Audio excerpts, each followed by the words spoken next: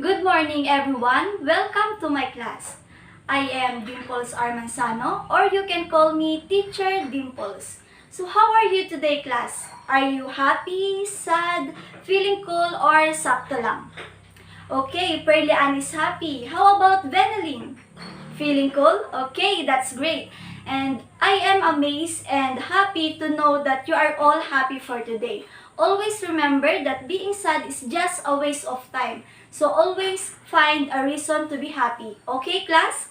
Okay, very good. I am pretty sure that you had already taken your entrepreneurship subject in your previous years. Am I right, class? Yes. So, when you hear the word entrepreneurship, what comes first to your mind? Yes, Laylord? Okay, very good. Entrepreneurship is all about business. Any more idea? Yes, Eliza? Yes, exactly. Entrepreneurship has something to do with profit. So as we go further with our discussion, we will know more about what is entrepreneurship. So I want everybody to put all the things away on your table, especially your phone. Okay, come on class. Okay, so before we define entrepreneurship, let us first study the quotation by Mark Twain. Kindly read, Carol. Okay, very good. So according to Mark Twain, 20 years from now, you will be more disappointed by the things that you did not do by the one you did do. So throw off the bowlines, sail away from the safe harbor, catch the trade winds in your sail, explore, dream, and discover. So what do we mean by this? Can you share your idea, class? Yes, Beneline. Okay, thank you for your idea, Beneline. And yes, Mark Twain implies that we should go out with our comfort zone. If we have a creative ideas in mind, we should innovate them and try them because who knows that ito na pala yung ikakayaman natin, di ba class? Yes, so Mark Twain also implies that we should explore, dream, and discover. This means that we should sail away from the safe harbor.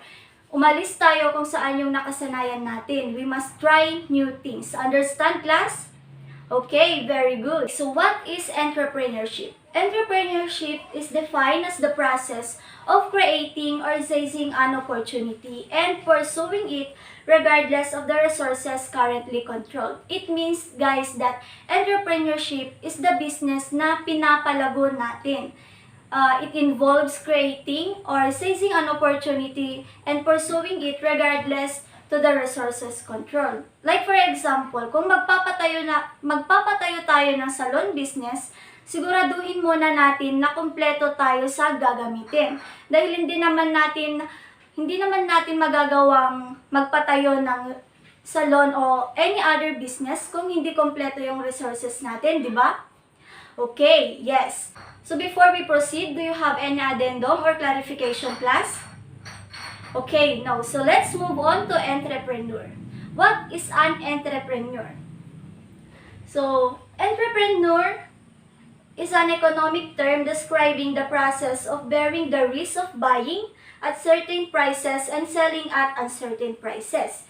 It also includes that this is the bringing together the factors of production. It also process involving innovation, bringing market innovation, product innovation, factor innovation, and even organizational innovation to the world of business.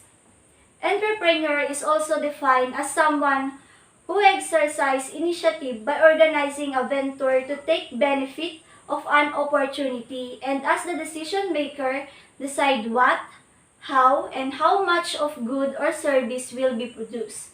Commonly seen as a business leader and innovator of new ideas and business process. An entrepreneur is not necessarily motivated by the profit but possess a deep passion that drives them to overcome all the difficulties and challenges when running the business. So yung entrepreneur ay tinatawag nating mga businesswoman and businessman. Any person who own a business is called an entrepreneur. Kahit mga vendors, kahit yung mga nagbibigay ng flyers, entrepreneur din yung tawag dito. And if you are an entrepreneur, you are the decision maker and the leader. You should know how to lead your colleagues to better improve your business. It was also says here that an entrepreneur is not necessarily motivated by the profit but possess a deep passion that drives them to overcome all the difficulties and challenges when running the business. So it means that kung entrepreneur ka, hindi ka lang dapat nasisilaw sa profit na makukuha ng business mo. Dapat maging passionate ka din kung paano mo i-lead at kung paano mo palaguin yung business na ipinatayo. Understand, class? Okay, very good. Let's move on to the characteristic of an entrepreneur from A to I. So ano-ano nga ba yung mga dapat taglayin ng isang entrepreneur kapag pumasok sila in the world of business? Can you give one? Yes, Pearly Ann. Okay, very good. Being dedicated. Any more idea? Yes, Cara Faith? Yes, exactly. Being passionate. Okay, if you want to recite, just raise your hand, class. Come on. Yes, Laylord? Yes, exactly. Being innovative. And for the last? Yes, Jessica? Yes, very good. Being creative. So, let's move on to first characteristic of an entrepreneur, which is ambiguity. Ambiguity is being ambiguous. It means that if you are in the world of business, you should not be in doubt or you should not be uncertain on the things that you are doing. You should be clear on your goals so that you will be successful. And for the next one, beachhead strategies. If you are an entrepreneur, you should have a lot of strategies in mind. You should know how to handle simple problems that may arise in your business so that hindi mo ito mapabayaan or hindi mo mapabayaan na bumagsak na lang yung business na itinayo mo. The next one, commitment.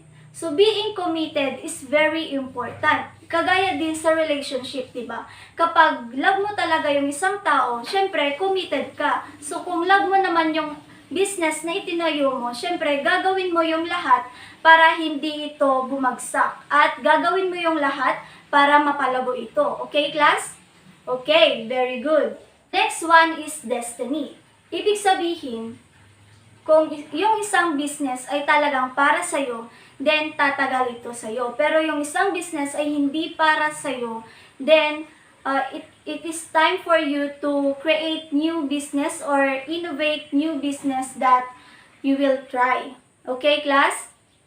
Okay, very good. So the next one is effectual reasoning and focus. If you are an entrepreneur, you should have the focus on your goal and kung paano mo papalaguin yung business. Pero hindi lang dapat yan ang pinagfocusan mo. Mag-focus ka rin dapat kung paano mo aalagaan yung mga trabahador mo para magtagal sila sa business na ipinatayo mo. Okay, class?